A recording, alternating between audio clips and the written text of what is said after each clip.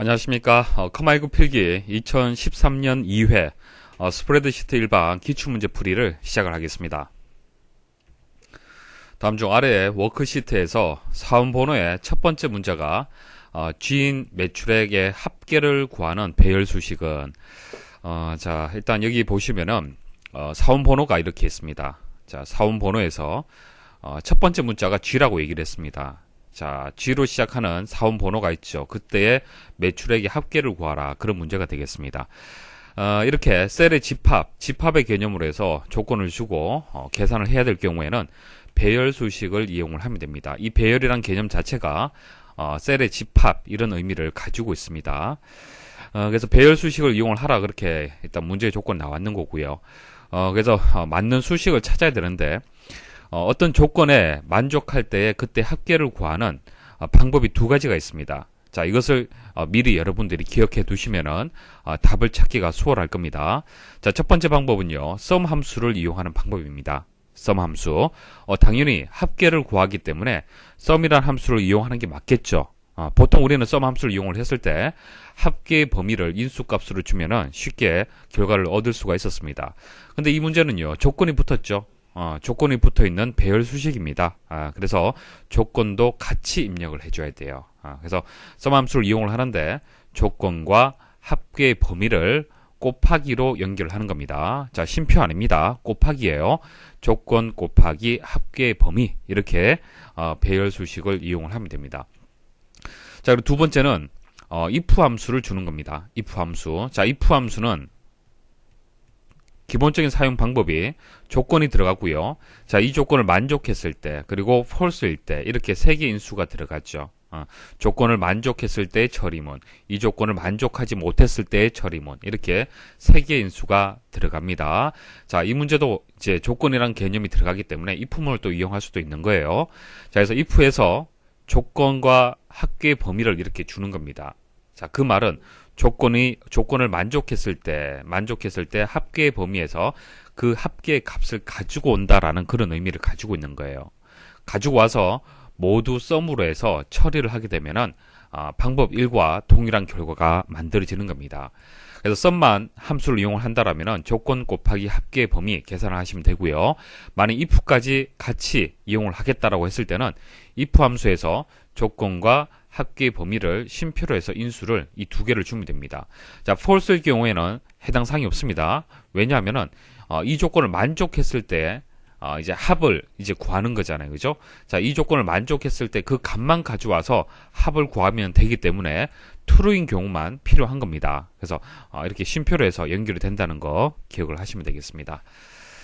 자, 그래서 이제 맞는 보기는요. 일단 배열 수식은요. 중괄호가 등호 이제 바깥쪽에 이렇게 위치를 하는 겁니다. 그래서 1번하고 2번은 일단 틀렸습니다. 그리고 4번에 보시면 이게 맞는 답이죠. 자, sum 함수만 이용이 되었습니다. sum 함수만 이용이 되었을 때는 조건과 합계의 범위는 곱하기 연산자로 해서 연결이 되는 겁니다. 그래서 곱하기 연산자로 연결되어 있는 4번이 정답이 되겠습니다. 3번은 쉼표로 연결되어 있죠. 잘못되었습니다. 자, 3번을 바르게 고치려면 if가 붙어야 돼요. 자, if를 이용을 해서 이렇게 쉼표로 해서 연결이 된다라면 그것은 맞는 수식이 되겠습니다. 다음 중 아래 그림과 같이 하나의 셀에 두 줄 이상의 데이터를 입력하고자 할 때 줄을 바꾸기 위하여 사용하는 바로가기 키는 우리가 이제 데이터를 입력을 할 때 한 줄로 입력을 하다 보면은 셀의 범위를 벗어나는 경우가 있습니다. 자, 그래서 이것을 하나의 셀에다가 두 줄로 해서 입력을 할 때는 그냥 엔터만 입력하시면 안 됩니다. 자, 그냥 엔터를 입력하게 되면은 셀의 위치가 바뀌어버리죠. 이렇게 입력이 되는 겁니다. 자, 그래서 엔터만 입력하지 마시고 Alt하고 엔터를 같이 한번 눌러 주십시오. 자, 그렇게 Alt하고 엔터를 여기에 누르게 되면은 셀 내에서 줄이 이제 바뀌게 되는 겁니다. 자, 그래서 여기서 정답이 되는 것은 3번이 정답이 되겠습니다. 스프레드시트 일반 설명드리겠습니다. 자, 이 문제 잘 이해를 하셔야 됩니다. 자, C 첫 번째 셀에 이렇게 수식이 입력이 되어 있습니다. 자, 입력되어 있을 때 다음 중 입력된 수식의 결과를 값으로 변경하는 VBA 코드로 옳은 것은, 자, 정답이 2번인데요. 2번 자세히 보십시오. 자, 우변에 레인지에서 C 첫 번째 셀의 값, 자, C 첫 번째 셀의 값을 왼쪽에 보면은 C 첫 번째 셀의 값에다가 대입을 하라. 이렇게 문제가 정답 이 코드가 정답이 됩니다. 좀 이상하죠? 좌변하고 우변은 같아요. 자, 그런데 왜 2번이 답이 되는지 설명 좀 드리겠습니다. 자, 문제에서 요구하는 것은 뭐냐면요. 이런 겁니다. A 첫 번째 셀의 값이 1이고요. B 첫 번째 셀의 값이 3이에요. 그럼 C 첫 번째 셀에 A 첫 번째 셀 곱하기 B 첫 번째 셀이라는 이 수식이 입력되어 있다는 얘기죠. 그래서 마우스로 이 셀을 선택하게 되면은 보여지는 거는 3이지만은 수식 입력줄에는 이렇게 수식을 보실 수가 있는 겁니다. 그쵸? 자, 이 3이란 값이 이 수식에 의해서 만들어지는 거잖아요. 그쵸? 자, 그런데 여기서 얘기하는 것은 자, 이 수식의 결과를 값으로 바꾸란 얘기입니다. 그러니까 상수 값으로 바꾸란 얘기예요. 그래서 결과적으로 이 셀에 있는 값을 선택을 했을 때 보여지는 것도 3이고 자, 수식 입력줄에 보여지는 것도 상수 값으로 해서 3이 보여질 수 있도록 하란 얘기입니다. 자, 그 코드를 VBA 코드를 만들어라 라는 것이 이 문제에서 요구하는 것이 되겠습니다. 이해하시겠죠? 자, 그래서 뭐 커맨드 버튼을 하나 만들어요. 만들어서 이렇게 VBA 코드를 하나 만드십시오. 만드시고 이 버튼을 클릭을 했을 때 작동을 하도록 이렇게 만들어 보는 거예요. 만들어서 이렇게 코드를 대입을 하면요. 이 결과를 얻을 수가 있습니다. 왜 얻을 수 있냐면은 자, 우변에 자, 이 결과가 어떻게 되는 겁니까? 현재 상태에서 자, 이 상태에서 이제 value 값이 얼마예요? 3이죠. 3. C 첫 번째 셀의 값이 3이에요. 자, value는 값을 가져오기 때문에 3이 되는 겁니다. 자, 이 3을 어떻게 하는 거예요? 자, C 첫 번째 셀의 값에다가 이렇게 3을 대입을 하라라고 얘기를 했잖아요. 그렇죠? 자, 3을 대입을 하라라고 하게 되면 수식이 지워지면서 값이 그냥 3으로 바뀌어 버리는 거예요. 그냥 덮어쓰기가 된다는 얘기입니다. 아시겠습니까? 그러니까 수식으로 입력되어 있던 그 값을 그냥 값으로 바꿔줄 때, 수식을 그냥 값으로 바꿔줄 때는 이렇게 코드를 입력하면요, 값으로 바뀌게 되는 겁니다. 다음 중 엑셀에서 정렬 기준으로 사용할 수 없는 것은 자, 정렬을 실행을 하면요, 정렬 기준이라는 게 있습니다. 자, 보도록 하겠습니다. 여기 이제 각각의 이제 필드들이 이렇게 나와 있고요, 항목들이 나와 있습니다. 그래서 데이터들을 범위 선택을 해서 정렬을 실행을 하면요, 정렬 대화 상자가 나오게 됩니다. 자, 정렬 대화 상자에서 자, 정렬 기준을 선택할 수가 있죠. 자, 이름을 기준해서 정렬을 하겠다. 자, 그리고 정렬을 하는데, 그럼 정렬 기준, 여기서 얘기하는 정렬 기준은 이 정렬 기준을 얘기를 하는 겁니다. 자, 여기 정렬 기준에 보시면은 값, 그리고 셀의 색이라든지 글꼴의 색, 그리고 셀 아이콘, 이 네 가지 중에서 선택을 할 수 있게끔 되어 있습니다. 그러니까 여기서 얘기하는 정렬 기준이라는 것은 열을 뜻하는 거예요. 열, 그죠? 자, 열에서 선택을 하라, 그런 뜻이 되는 거고요. 이 문제에서는 정렬 기준, 이 부분을 얘기를 하는 겁니다. 그래서 해당 사항이 없는 것이 이제 4번이 정답이 되겠습니다. 자, 그리고 추가로 말씀을 드리면요, 정렬시키는 방법은 오름차순, 내림차순, 그리고 사용자 지정 목록이 있습니다. 그리고 정렬 여기 옵션 있죠. 옵션 버튼을 클릭을 하면은 대소문자를 구분을 할 거냐 체크할 수가 있고요. 정렬하는 방향을 또 선택을 할 수가 있습니다. 다음 중 차트에 데이터 레이블 추가 제거에 대한 설명으로 옳지 않은 것은 자, 데이터 레이블이란 것은 레이블 그 말 그대로 이제 표시되는 것을 얘기를 하는 겁니다. 여기 수입 그 데이터 계열이 있고요. 그 다음 지출 데이터 계열이 있습니다. 자, 데이터 레이블을 표시를 하시려면은 해당 이제 데이터 계열을 선택을 하고요. 오른쪽 버튼 클릭을 하면은 데이터 레이블 추가라는 메뉴가 보여지게 됩니다. 한번 선택을 해 보겠습니다. 자, 선택을 하면요, 1월 달에 대한 해당 그 요소에 대한 이제 그 숫자, 자, 여기선 숫자가 수입이 되겠죠. 1월 달에 수입 980이 이렇게 표시가 되는 거예요. 그러니까 차트만 이렇게 표시가 되면은 정확한 값을 알 수가 없잖아요. 그죠? 그래서 그 값을 표시를 할 때 데이터 레이블을 선택을 해 주시면 됩니다. 자, 그리고 이 숫자 값을 표시할 수도 있지만은 데이터 레이블 서식에 가시면요, 선택을 할 수가 있습니다. 자, 조금 전에 입력되었던 것은 값이 되는 거고요. 자, 계열의 이름, 자, 수입이라는 계열의 이름도 표시를 하고 싶다. 선택할 수 있고요.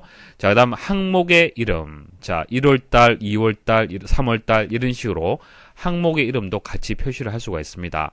그래서 시험에는 레이블의 내용이 아닌 것은 해서 이렇게 또 나올 수가 있겠죠. 항상 세 개가 이렇게 선택이 되도록 되어 있을 때는 아닌 것을 찾아라라고 또 시험에 나올 수가 있습니다. 그래서 세 개를 기억을 하십시오.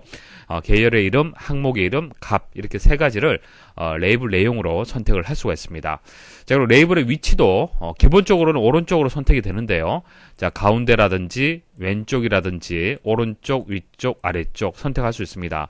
그러니까 적당하게 겹치지 않도록 데이터에 이제 레이블의 값이 제대로 표시가 될 수 있도록 적당한 위치에 이제 선택을 하시면 되겠습니다. 자, 그리고 값 같은 경우에는 여기 있는 원본 데이터를 가지고 이제 만들어지는 겁니다. 그래서 이 값이 만일 바뀐다. 900으로 한번 바꿔볼게요. 자, 바뀌게 되면은 여기는 데이터 레이블에 있는 값도 같이 바뀌게 되고요. 삭제를 할 때는 선택하시고 키보드의 딜리트 키를 누르시면은 또 삭제를 할 수 있습니다. 자, 오른쪽 버튼 클릭을 해서 추가를 할 수가 있고요. 삭제할 때는 선택하고 키보드의 딜리트 키를 선택을 하시면 됩니다. 자, 또 다른 방법은요. 여기 보시면 차트 도구에 레이아웃이 있습니다. 자, 여기 보시면 데이터 레이블이 있죠. 자, 데이터 레이블에서도 선택을 할 수가 있습니다. 자, 옳지 않은 것을 찾는 겁니다. 자, 1번 데이터 레이블이 겹치지 않고 읽기 쉽도록 차트에서 데이터 레이블의 위치를 조정할 수 있다. 자, 위치 조정 가능하죠. 자, 2번 레이블의 내용은 계열 이름, 항목 이름, 차트 이름, 값 중에서 한 가지를 선택하여 표시할 수 있다.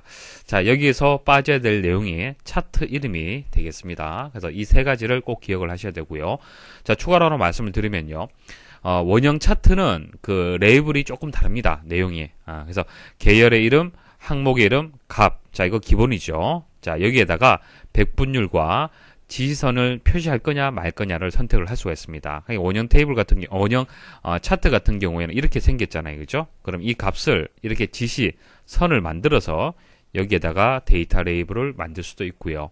그리고 백분율 형태로 해서 자, 이거 전체를 100이라고 봤을 때 자, 이게 몇 %인지 표시할 수가 있겠죠. 자, 추가로 기억을 좀 하시면 되겠습니다. 3번 기본적으로 데이터 레이블은 워크시트의 값에 연결되며 변경될 때 자동으로 업데이트 된다. 조금 전 보여드렸고요. 4번 계열별 데이터 레이블 제거는 삭제를 원하는 계열의 데이터 레이블을 한번 클릭하여 선택한 후 딜리트 키를 누른다.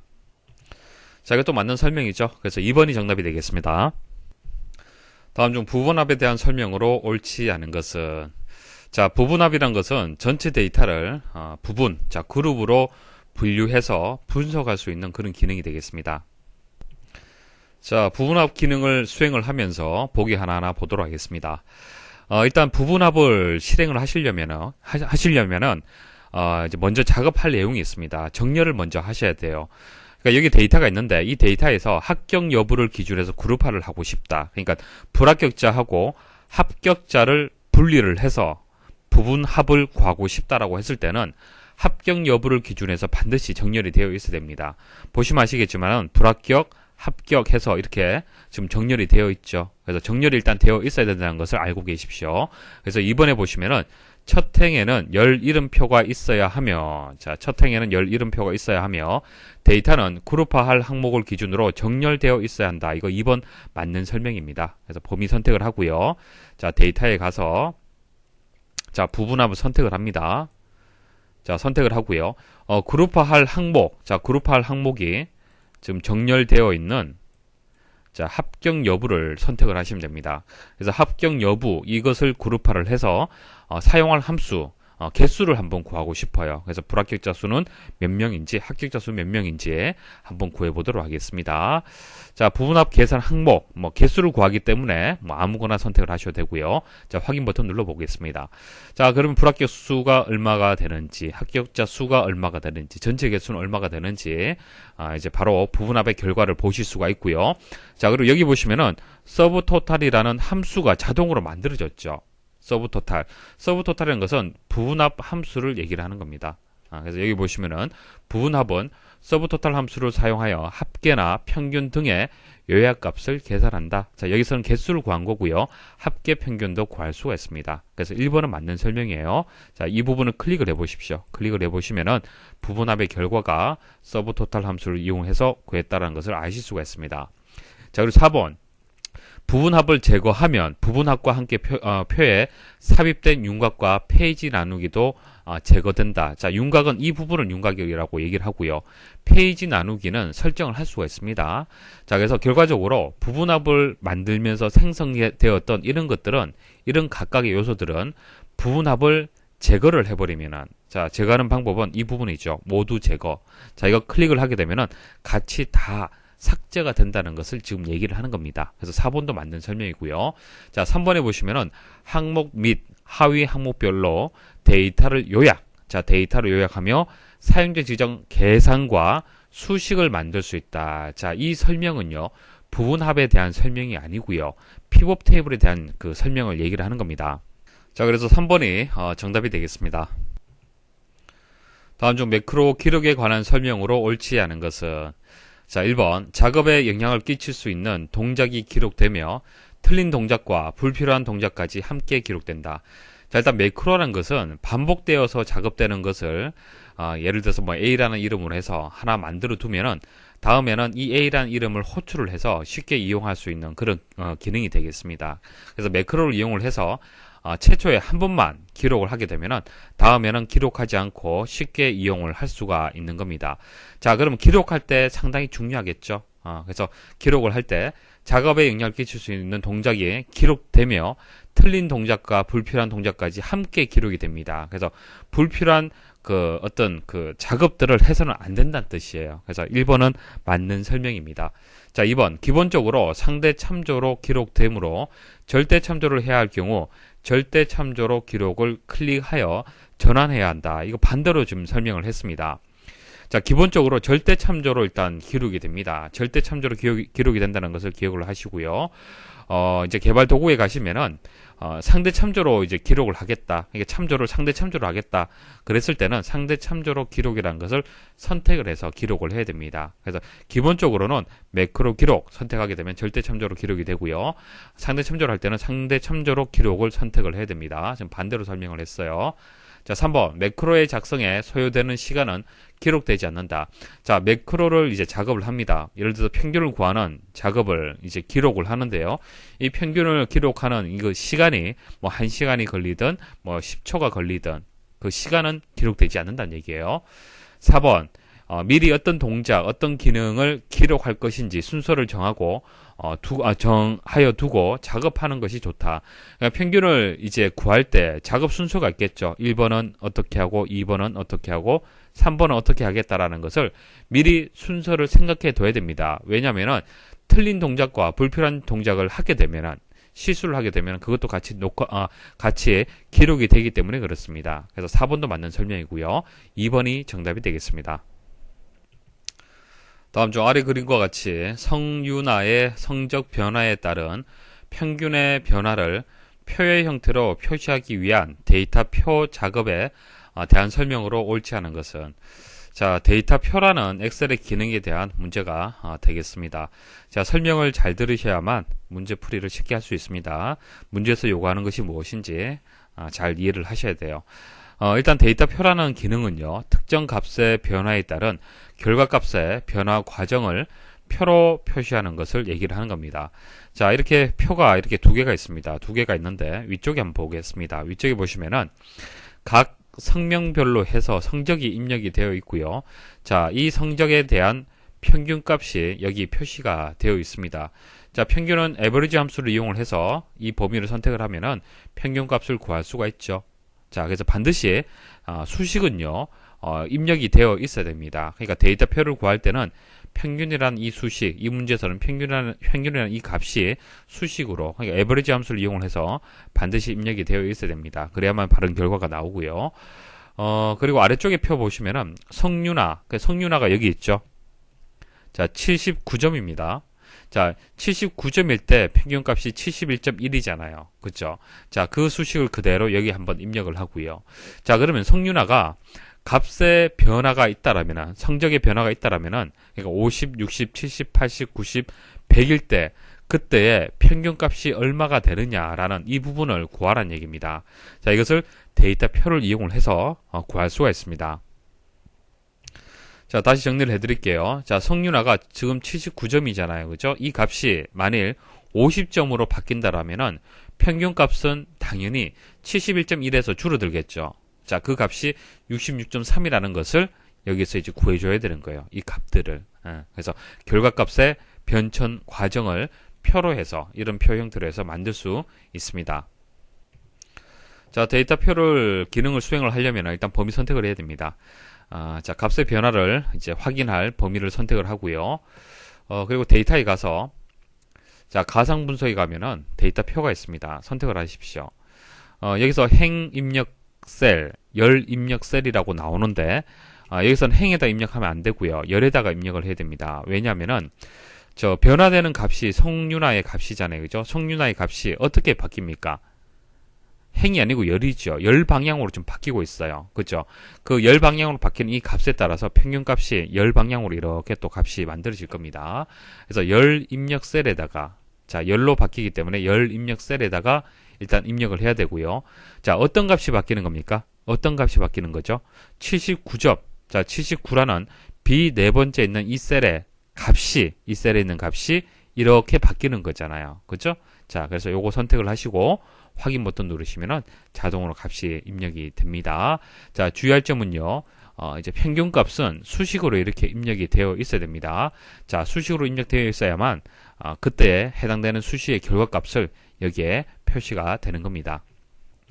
자, 다시 정리를 해드리면요. 자, 에버리지 함수의 이 범위, 자, 이 범위에서 이제 성윤화, 조금 전 B 네 번째 셀을 선택을 했죠. 자, B 네 번째 셀의 값이 50일 때는 자, 이 평균의 값이 얼마가 되느냐라는 것을 구해주는 그런 방식이 되겠습니다. 보기 보도록 하겠습니다. 1번 데이터표의 결과값은 반드시 변화하는 성윤화의 성적을 포함한 수식으로 작성되어야 된다. 자, 중요하다고 말씀을 드렸죠. 이거 수식으로 작업이 돼야 됩니다. 그러니까 수식으로 평균값을 이 범위를 선택을 해야 돼요. 그리고 그 성윤화의 값이 그 수식에 포함이 되어 있어야만 제대로 작동이 되는 겁니다.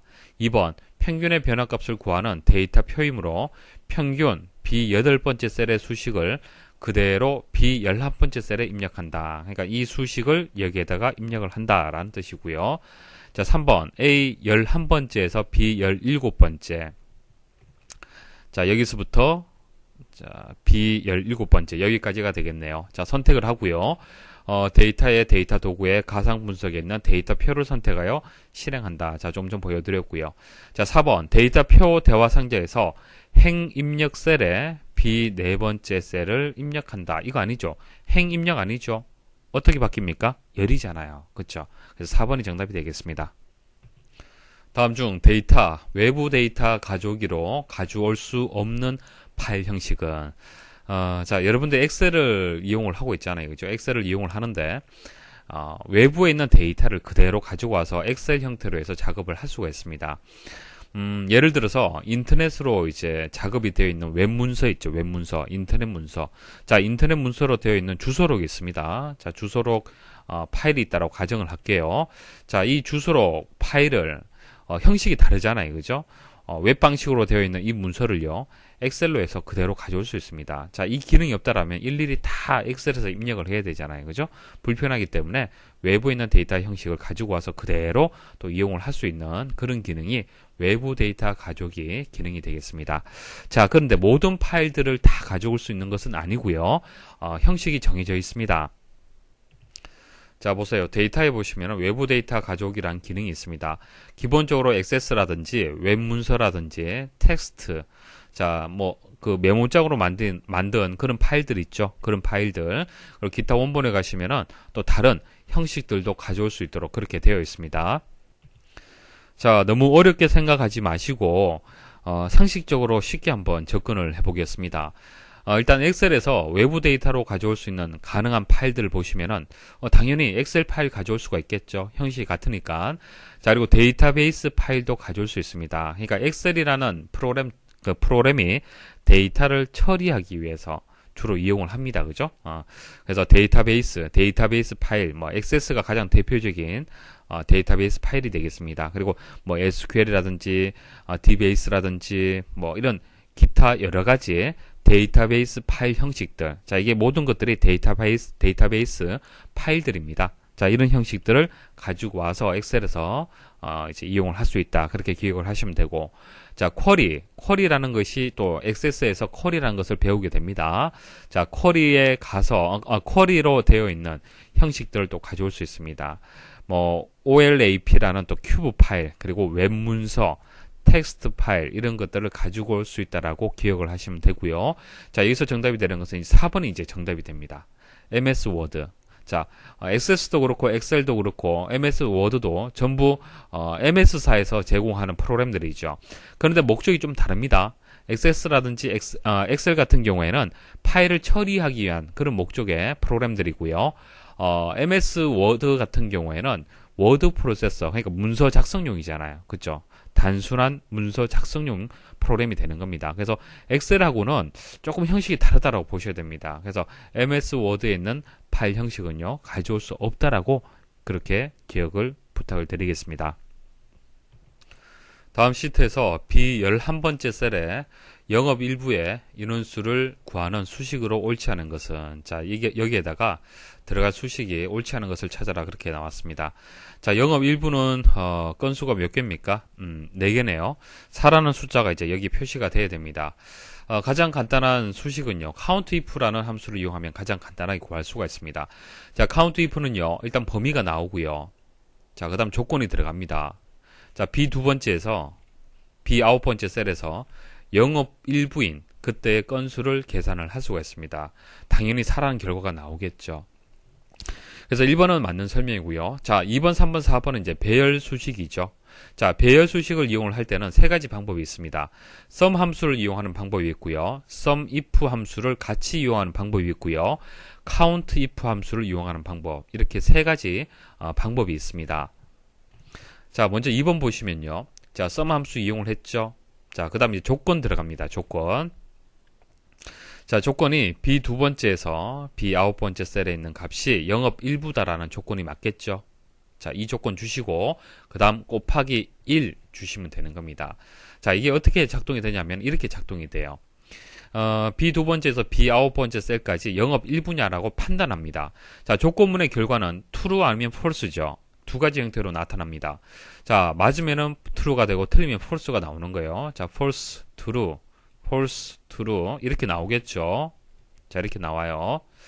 자, 여기에다가 곱하기 1을 하잖아요. 곱하기 1을 하게 되면 이 결과가 어떻게 바뀌냐면은 F는 0, true는 1로 바뀝니다. 그래서 true가 다 1로 바뀌어요. 자, 이것을 sum을 구하게 되면 어떻게 되겠습니까? 자, 당연히 true일 때 이 1값이 다 더해져서 4라는 결과가 나오는 겁니다. 자, 작동 원리 아시겠습니까? 자, 그 다음 sum if 한번 보도록 하죠. 자, sum if 내에 조건이 들어갑니다. 조건 들어가고요. 그 다음 쉼표 곱하기 아닙니다. 쉼표예요. 자, if문은 기본적으로 조건이 들어가고 쉼표 true일 때, false일 때 처리문이 들어가잖아요. 그죠? 자, 여기서는 false인 경우 생각하실 필요 없고, 자, 이 2개의 인수만 생각하시면 됩니다. 그래서 쉼표로 연결된다는 거 알고 계셔야 됩니다. 그래서 여기서부터 여기까지의 영업 일부가 맞다라면은 그때의 값을 어떻게 준다? 1값으로 줘라. 1값으로 줘라. 자, 그리고 sum을 구하게 되면 이것도 결과가 4가 나오겠죠. 자, 그 다음 4번 잘 들으십시오. 잘 이해를 하셔야 돼요. 자, if문 안쪽 먼저 보도록 하겠습니다. 영업 일부면은 이제 true일 경우에 1, false일 경우에 0이란 얘기잖아요. 그죠? 자, 쉼표로 if문 내에 3개 인수가 들어갔습니다. 자, 이거 조건이고요. 자, true일 때, false일 때가 되는 겁니다. 자, 그럼 이건 0, 1, 0, 1, 1, 0, 0, 1이 될 겁니다. 맞죠? 그 다음 count 함수로 해서 한 번 더 묶었습니다. 자, count 함수는요. 숫자 데이터의 개수를 구하는 함수예요. 자, 개수를 구하는데 count라는 것은 개수를 구하는 거잖아요. 어떤 개수를 구하냐면 숫자 데이터. 자, 그러면 여기서 이것을 카운트를 하게 되면 얼마가 나올까요? 0이 숫자입니까? 숫자가 아닙니까? 0도 숫자예요. 그쵸? 그래서 이 결과는요. 전체 건수 하나, 둘, 셋, 넷, 다섯, 여섯, 일곱, 여덟, 8이라는 결과가 나오는 겁니다. 이거 엉뚱한 결과가 나오는 거예요. 자, 그럼 바르게 고치면 어떻게 고칠 수가 있을까요? 이 부분을 지우면 됩니다. 지워요. 자, true일 때만 1값을 주는 겁니다. true일 경우에만. 자, 그럼 이것을 카운트를 취하게 되면 숫자인 것은 4개밖에 없잖아요. 그죠? 결과는 4가 나오는 겁니다. 자, 그래서 배열 수식을 구하는, 개수를 구하는 배열 수식은요, 썸을 이용을 해서, 썸 if문을 이용을 해서, count if문을 이용을 해서 구할 수가 있습니다. 자, 그때 if문 내에 조건과 1이 들어간다는 거 꼭 기억을 하십시오. 다음 중 아래 도넛형 차트의 구멍 크기를 작게 하는 방법으로 옳은 것은, 자, 구멍 크기를 작게 하는 방법 3번 요거 하나만 기억을 하시면 되는데, 자, 일단 원형하고 도넛형하고 차이점 말씀을 드릴게요. 자, 원형은 데이터 계열을 한 개밖에 표현을 못하죠. 자, 여기 있는 예시를 가지고 말씀을 드리면은, 자, 국어라는 데이터 계열 하나를 가지고, 자, 4명이 되기 때문에 뭐 권동현, 최영희, 장보현, 이단비 이런 식으로 하나의 데이터 계열에 대해서만 표현을 할 수가 있습니다. 그죠? 도넛형 같은 경우에는 여러 개의 데이터 계열을 표시를 할 수가 있죠. 그래서 여기 보면 도넛형 띠가 이렇게 3개가 있죠. 그래서 국어, 영어, 수학에 대해서 한 번에 이제 표현을 할 수가 있습니다. 이런 특징을 가지고 있어요. 일단 특징을 알고 계셔야 되고. 자, 그럼 이거 그 구멍의 크기를 어떻게 조절을 하느냐? 그것은 차트를 선택을 하고 그다음 오른쪽 버튼 클릭을 하면은 데이터 계열 서식이 나오죠. 자, 그 데이터 계열 서식에서 대부분 다 뭐 차트에 대한 조정은 다 할 수 있잖아요. 그렇죠?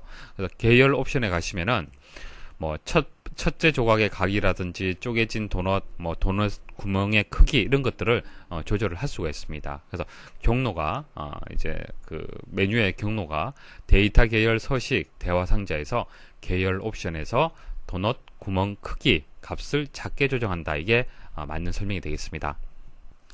다음 중 메모에 대한 설명으로 옳지 않은 것은, 자, 셀에 값을 입력할 수도 있고, 자, 이 값 외에 메모를 추가를 할 수가 있습니다. 메모를 삽입할 수 있죠.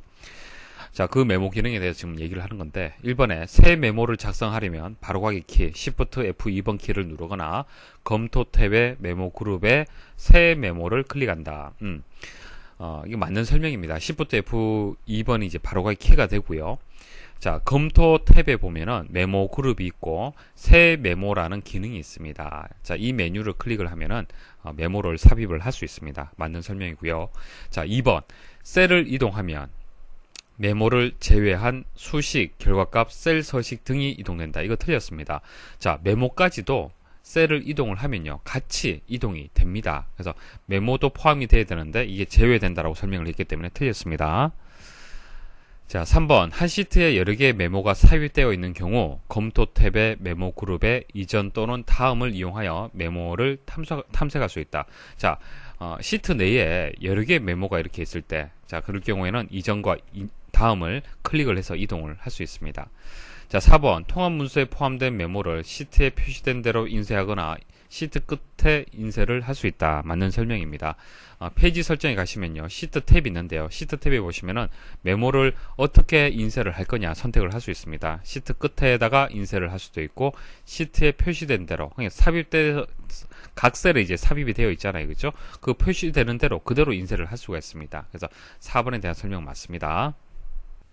다음 중 페이지 레이아웃 및 인쇄 관련 설정에 대한 설명으로 옳지 않은 것은, 자, 1번 인쇄 미리 보기 상태에서는 마우스를 이용하여 페이지 여백을 조정할 수 있다. 페이지 레이아웃에 가서, 자, 인쇄 미리 보기로 이동을 합니다. 자, 인쇄 미리 보기 상태에서 그 여백 표시라는 부분이 있죠. 이거 체크 한번 해보십시오. 자, 체크하시면은 여백을 마우스로 해서 직접 여러분들이, 자, 셀의 크기도 조정할 수도 있고 이렇게 여백을 또 설정을 직접 할 수가 있습니다. 그래서 1번은 맞는 설명이에요. 2번 페이지 설정 대화 상자의 페이지 탭에서 확대 축소 배율을 지정할 수 있다. 자, 페이지 설정 대화 상자에 보시면은 페이지 탭이 있고요. 페이지 탭에 보시면 배율, 여기서 확대 축소 배율이라는 것이 있습니다. 지정 가능하죠. 3번 보기 탭에 통합 문서 보기 그룹에 페이지 나누기 미리 보기를 클릭하면 머리글 및 바닥글을 쉽게 삽입할 수 있다. 자, 여기 보시면은 보기에서 통합 문서 보기에서 우리가 작업하는 것은 기본 보기입니다. 기본 보기가 되고요. 여기서 페이지 나누기 미리 보기라고 얘기를 했잖아요. 그죠? 자, 페이지 나누기 미리 보기는 말 그대로 페이지가 어떻게 나뉘는지를 볼 수가 있는 그런 화면이 되는 겁니다. 자, 근데 여기서 머리글, 바닥글을 쉽게 삽입을 한다라고 얘기를 했잖아요. 그죠? 그것은 페이지 레이아웃으로 가야 되는 거예요. 여기 보시면은 머리글을 또 쉽게 또 추가를 할 수가 있고요. 바닥글도 아래쪽에서 또 추가를 할 수가 있습니다. 4번 페이지 나누기 삽입은 새 페이지가 시작되는 위치를 지정하는 것으로 선택 영역의 위쪽과 왼쪽에 페이지 나누기가 삽입이 된다. 자, 페이지를 나누고 싶다. 내가 강제적으로 자, 이 부분을 기준해서 페이지로 나누고 싶다라고 했을 때는 선택된 셀 있죠. 자, 이 부분 선택된 셀을 기준해서 왼쪽하고 위쪽 부분이 기준이 되는 거예요. 자, 보세요. 자, 나누기에 가서 페이지 나누기 한번 삽입 눌러 보겠습니다. 자, 선택된 셀에서 위쪽과 왼쪽을 잘 보십시오. 자, 클릭을 하면요. 자, 보시면 아시겠지만은 이렇게 자, 페이지가 나누게 됩니다. 그래서 4번은 맞는 설명입니다. 그래서 3번이 여기서 정답이 되겠습니다. 다음 중 엑셀의 화면 제어에 관한 설명으로 옳지 않은 것은 1번 숨겨진 통합 문서를 표시하려면 보기, 창, 숨기기 취소를 실행한다. 현재 작업하고 있는 통합 문서를 숨기기를 할 수가 있습니다. 자, 보기 탭에 가시면은 창에서 숨기기 있습니다. 한번 클릭을 해 보십시오. 통합 문서가 숨기기가 이제 실행이 된 상태고요. 그 다음 이 숨기기 된 상태에서 다시 보여지게 하려면은 숨기기 취소 누르시면 됩니다. 해당 통합 문서를 선택을 해서 확인 버튼 누르시면 됩니다. 2번 틀 고정에 의해 분할된 왼쪽 또는 위쪽 부분은 인쇄 시 반복할 행과 반복할 열로 자동 설정된다. 틀 고정하고요. 반복할 행, 반복할 열은요. 상관이 없습니다. 결론을 말씀을 드리면 틀 고정이라는 것은 화면에서 좀 더 보기 쉽도록 설정하는 그런 기능이 되고요. 자, 이것은 출력하고 관련된 겁니다. 그래서 화면에 어떤 제어하는 기능하고요. 출력을 제어하는 기능하고는 상관이 없어요. 그래서 2번이 정답이 되는데요. 좀 더 자세히 말씀을 드리겠습니다. 자, 틀 고정은요. 데이터 양이 많을 경우 특정한 범위에 열 또는 행을 고정시켜 셀 포인터의 이동과 상관없이 화면에 항상 표시할 수 있도록 하는 기능이다. 자, 이런 겁니다. 여기 틀 고정선이라고 이 선이 있습니다. 자, 이 선이 또 여기도 있고요. 자, 이렇게 틀 고정선을 만들게 되면은 틀 고정선 위쪽 하고요. 자, 틀 고정선 왼쪽 부분 있죠. 이 부분은 항상 고정이 되는 거예요. 화면을 이동을 해도 워크시트에 어떤 화면을 이동을 해도 항상 이 부분은 이제 고정이 되는 겁니다. 자, 이와 같은 경우가 어떤 경우냐면은 이건 이제 실제 데이터가 되는 거고요. 이런 것들이 이제 항목이 되겠죠. 그래서 이런 항목들을 데이터 양이 많아지면은 스크롤로 내리게 되면은 이제 이 항목들이 이제 보이지가 않겠죠. 그래서 그것을 항상 고정되게 보여질 수 있도록 하겠다라고 해서 이 기능을 이용을 하는 겁니다. 이제 설정하는 방법은요. 이제 위아래 이제 고정선 이 부분이 교차되는 부분에서 셀을 이렇게 선택을 해주고요. 보기에서 창, 틀 고정에서 틀 고정을 선택을 하면은 틀 고정선이 만들어집니다. 뭐 자세한 건 모르셔도 됩니다. 틀 고정하고 자, 이것은 상관이 없다라는 정도 아시면 되고요. 자, 반복할 행과 반복할 열은 페이지 설정에서 시트 탭에 보면은 인쇄하고 관련된 그런 기능이 되겠습니다. 3번 엑셀 옵션의 고급 탭에서 인텔리 마우스로 화면 확대 축소 옵션을 설정하면 컨트롤 키를 누르지 않은 상태에서 마우스 휠의 스크롤만으로 화면의 축소 및 확대가 가능하다. 자, 이것은 뭐 일반적인 윈도우 프로그램에서 다 적용이 되는 겁니다. 현재 이 파일이 하나 띄워져 있고요. 이 화면을 키우려면은 키보드의 컨트롤 키를 누르고요. 스크롤을 위로 올려 보십시오. 올리면은 화면이 커져요. 내리면은 작아지는 겁니다. 자, 근데 엑셀 옵션에 가서 인텔리 마우스로 화면 확대 축소를 체크하게 되면은 컨트롤 키를 누르지 않는다 하더라도 가능하다는 얘기입니다. 확대 축소 배율은 선택된 시트에만 적용된다. 자, 이거 맞는 얘기입니다. 확대 축소하는 방법은 이제 보기 탭에 가면은 확대 축소가 있습니다. 아래 그림과 같이 발령 부서는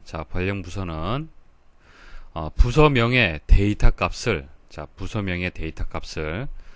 번호를 기준으로 순서대로 반복하여 배정하고자 한다. C 두 번째 셀에 입력할 수식으로 옳은 것은 이런 내용입니다. 부서명이 이렇게 기획, 재무, 총무가 입력이 되어 있잖아요. 그죠? 그럼 C의 두 번째 셀에 기획팀이 들어가고 그 다음 재무, 총무 이런 식으로 순서대로 반복해서 기획, 재무, 총무 이해하시겠습니까? 이런 식으로 순서대로 반복해서 배정을 하는 거예요. 하는데 번호를 기준으로 한다고 얘기를 했습니다. 그래서 번호가 1일 때 기획, 2일 때는 재무, 3일 때는 총무, 4일 때는 기획, 5일 때는 재무 이런 식으로 이해하시겠습니까? 그래서 번호 값을 이용을 해서 여기서 데이터 찾아서 이렇게 대입을 해야 되는 거예요. 1번에서 4번까지의 그 수식을 보시면은 인덱스 함수가 이용이 되었다는 것을 알 수가 있고 모드 함수가 또 이용이 되었네요. 일단 인덱스 함수는요, 데이터를 찾는 함수인데 인수가 3개가 들어갔죠. 범위, 행열 값이 들어갑니다. 그래서 범위에서 행열 값을 이용을 해서 데이터를 찾는 그런 이제 함수가 되는 겁니다. 그다음 모드 함수는 뭡니까? 나누어서 나머지를 구하는 함수가 되는 것이죠. 그래서 첫 번째 들어가는 인수는 이제 범위가 이렇게 동일하게 들어갔습니다. 뭐 범위는 바뀔 수가 없겠죠. 여기서부터 여기까지 뭐 이제 데이터를 찾는 거다라는 것을 이제 여러분들이 아실 거고, 중요한 것은 이 범위에서 행을 찾는 것이 중요해요. 행. 열은 1로 고정이죠. 바뀌지 않습니다. 보시면은 쉼표를 기준해서 인수가 이제 2개밖에 없어요. 2개밖에 없다는 것은 행은 있는데 열이 없다는 얘기입니다. 열이 필요 없죠. 왜? 열은 하나밖에 없잖아요. 그렇죠? 열을 지정할 필요가 없습니다.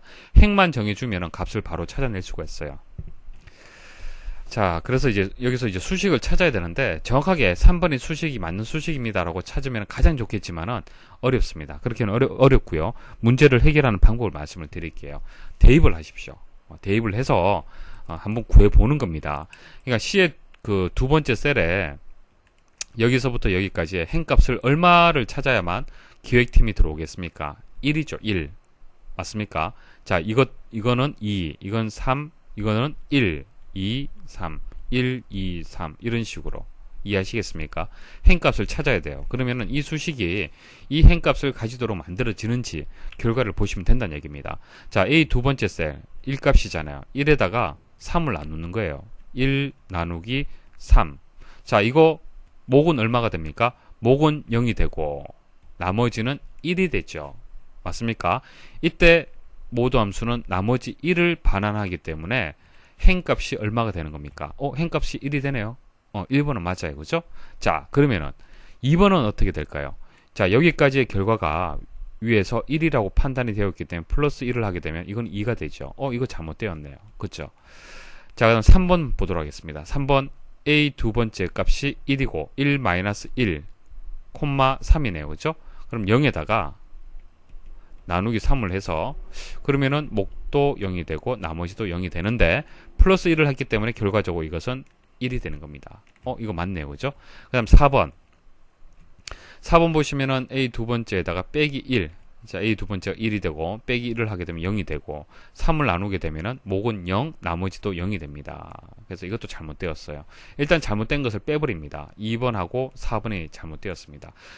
그러면은 1번 아니면 3번인데 보세요. 나머지도 다 대입을 해서 보시면 돼요.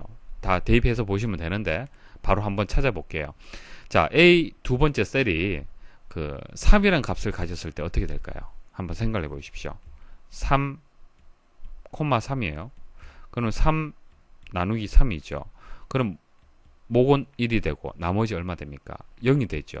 그러면 이게 결과값이 얼마가 되는 거예요? 0 되잖아요. 그렇죠? 행값이 0이 되는 겁니다. 잘못되었죠. 이것은 틀렸다는 얘기입니다. 이것처럼 하나하나 대입을 하다 보면은 1번하고 3번 중에서 답을 선택을 할 수가 있어요. 3번은 맞습니다. 3번은 보세요. 여기 3이 들어가도 마이너스 1을 해버리기 때문에 그냥 A 두 번째 값을 그대로 이용하는 것이 아니라 마이너스 1을 해버리고 여기서 다시 플러스 1을 해주기 때문에 이것은 2,3이 되고 2 나누기 3이 되기 때문에 이제 목은 0이 되고 나머지가 2가 되는 거예요. 그러니까 2에다가 플러스 1을 하기 때문에 이것은 3이 되고 세 번째 행의 총무팀 값을 가져올 수 있다는 얘기입니다. 그래서 3번이 이제 정답이 되는 겁니다. 실제 시험장에서도요, 바로 이렇게 답 찾기 어렵습니다. 지금처럼 지워 나가면서 답을 찾아주시면 됩니다.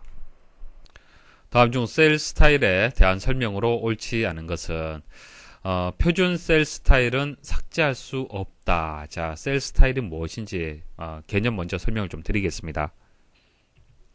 자, 그 워크시트에 작업을 할 때 뭐 이렇게 색을 줄 수도 있고, 자, 여러분들이 원하는 대로 셀 서식을 바꿀 겁니다. 자, 이게 셀 스타일이 되는 거예요. 자, 이 스타일들을 만약 셀 스타일에 가서 다른 걸로 바꾸고 싶다. 미리 정의되어 있는 이런 셀 형식으로 해서 바꾸고 싶다라고 하면은 클릭을 해서 선택을 하시면 돼요. 셀 스타일에 가서.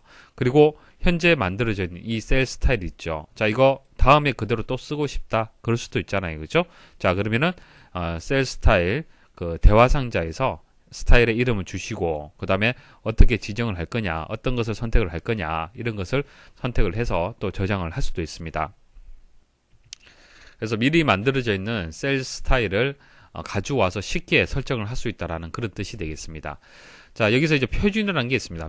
표준 선택하면은 가장 기본 형태로 해서 이렇게 만들어지는 겁니다.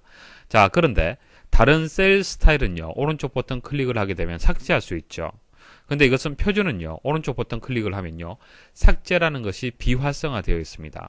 수정할 수는 있는데 삭제가 안 되죠. 주의를 하십시오. 자, 그래서 1번은 삭제할 수 없다라고 설명을 했죠. 이거 맞는 것입니다. 2번, 셀 스타일은 글꼴과 글꼴 크기, 표시 형식, 셀 테두리 및 셀 음영 등의 서식 특성이 정의된 집합이다. 자, 보세요. 자, 클릭을 하면은 표시 형식, 맞춤, 글꼴, 테두리, 채우기, 보호 이런 것을 선택을 할 수가 있습니다. 그래서 음영이 없도록 할 수도 있고, 뭐 잠금 선택을 할 수도 있고, 뭐 이런 부분들을 설정을 할 수 있습니다. 그래서 2번은 맞는 설명이죠. 자, 2번은 맞고요. 3번, 사용자가 만든 셀 스타일은 기본적으로 모든 엑셀 통합 문서에서 사용할 수 있다. 자, 이와 같이 셀 스타일을 하나 제가 만들었다. 가정을 하겠습니다. 하나 만들었어요. 그러면 이것은 모든 엑셀 통합 문서에서 이용하는 것이 아니고요. 현재 만든 이 통합 문서에서 이용을 할 수가 있습니다. 그래서 3번이 정답이 되겠습니다. 자, 4번 셀 스타일을 삭제하면 해당 스타일이 적용됐던 영역의 스타일이 표준 셀 스타일로 변경되어 적용이 된다. 자, 기본이 표준이에요. 기본이 표준입니다. 보세요. 만일 강조색 4를 선택을 했잖아요. 그죠?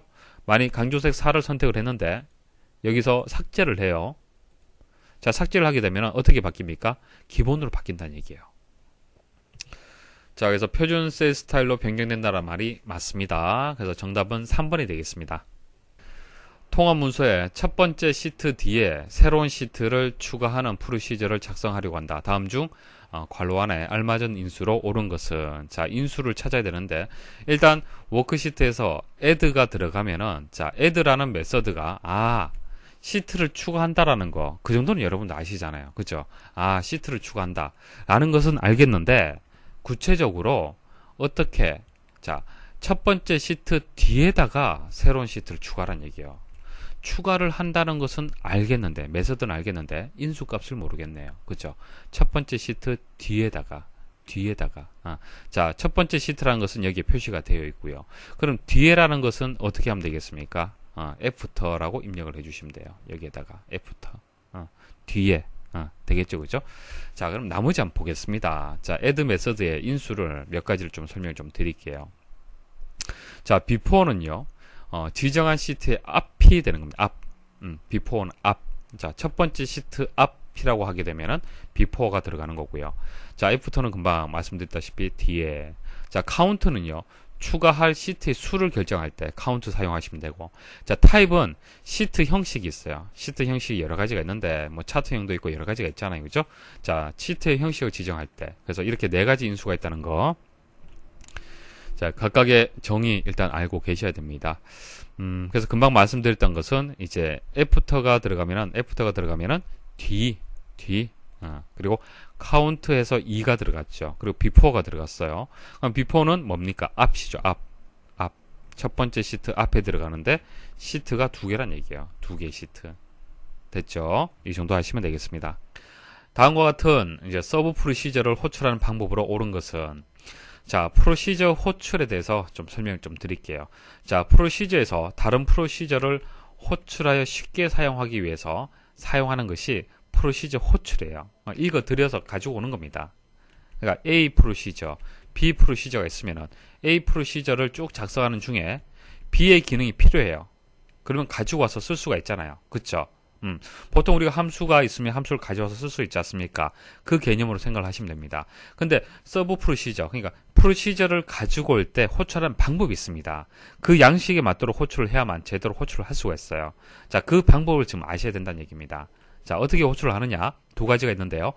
호출할 프로시저명 적고요. 그 다음 인수 1, 인수 2, 인수 3 이런 식으로 호출해야 됩니다. 아니면은 앞에 콜이 붙었으면은 콜, 프로시저 호출이 콜이잖아요. 그죠? 그래서 콜을 하게 되면은 호출할 프로시저명, 그리고 괄호 열고, 괄호 닫고 안에다가 인수가 들어가줘야 돼요. 자, 보세요. 이렇게 되는 겁니다. 자, 서브 프로시저가 있죠? 프로시저가 하나 만들어져 있습니다. 자, 이것을 호출하고 싶어요. 자, 이 기능이 너무 마음에 들어서 가지고 와서 쓰고 싶습니다. 그때는 어떻게 하느냐?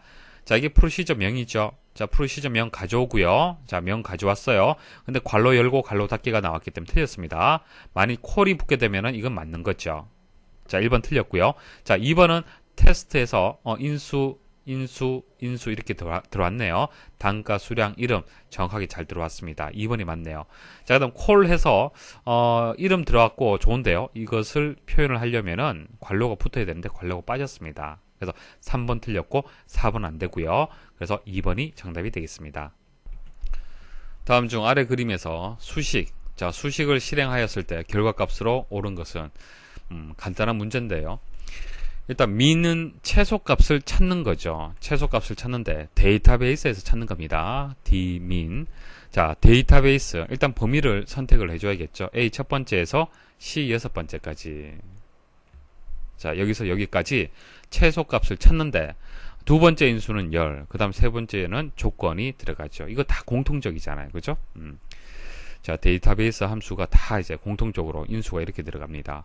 자, 열이 어떻게 됩니까? 2가 되네요. 첫 번째, 두 번째. 자, 두 번째 열에서, 자, 두 번째 열에서 찾는 거예요. 조건은 어떻게 되겠습니까? 2의 두 번째부터 2의 세 번째. 조건은 몸무게가 60 이상이란 조건이 붙었습니다. 자, 60 이상일 때. 자, 60 이상. 이건 안 되겠네요. 그죠?